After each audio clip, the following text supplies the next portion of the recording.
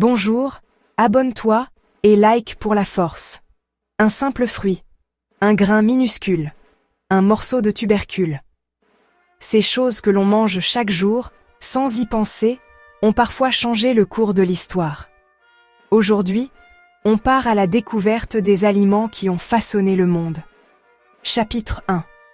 La pomme de terre, le tubercule qui a nourri l'Europe.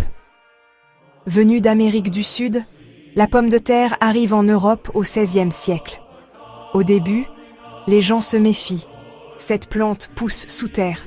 Elle paraît étrange, presque diabolique. Mais peu à peu, elle conquiert les assiettes. Facile à cultiver, nourrissante, résistante au climat. Elle devient le plat des paysans. En Irlande, elle sauve de la famine, avant de provoquer une catastrophe au XIXe siècle, quand une maladie détruit les récoltes, poussant des millions d'Irlandais à l'exil. La pomme de terre n'est pas qu'un légume, c'est une révolution agricole et sociale. Chapitre 2. Le café, le carburant des idées.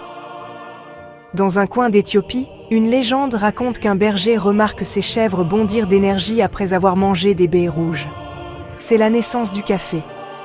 Au XVIIe siècle, il envahit l'Europe. Et ce n'est pas qu'une boisson, c'est un moteur intellectuel. Les cafés deviennent des lieux de débat, de commerce, de révolution.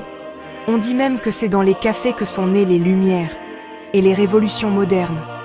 Le café, c'est la boisson des penseurs, des poètes, mais aussi des travailleurs du monde entier. Chapitre 3. Le chocolat, des dieux aux gourmands.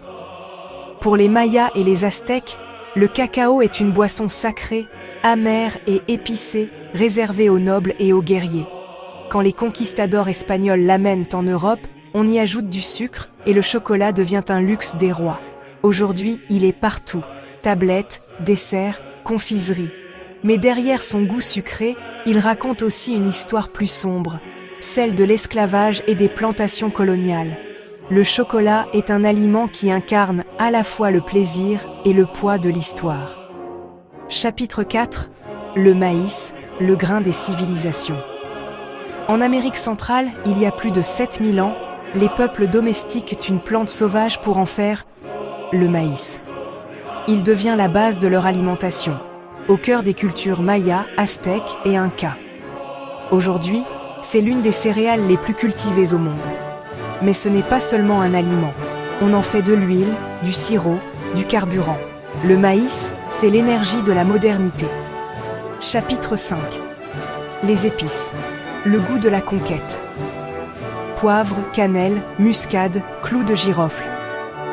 Pendant des siècles, ces épices venues d'Asie valent de l'or. Elles poussent les Européens à prendre la mer, à découvrir de nouvelles routes, à coloniser des continents. En un sens, ce sont les épices qui ont déclenché l'âge des grandes explorations. Tout ça pour un peu de goût dans l'assiette.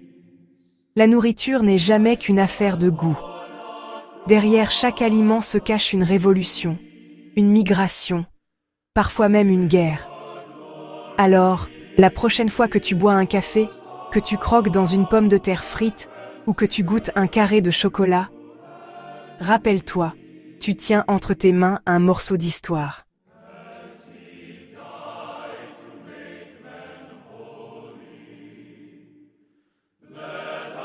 Et toi, quel aliment, selon toi, a le plus changé le monde? Dis-le en commentaire et abonne-toi pour d'autres histoires incroyables.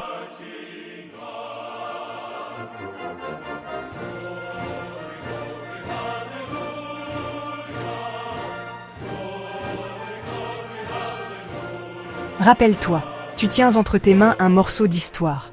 Merci d'avoir regardé.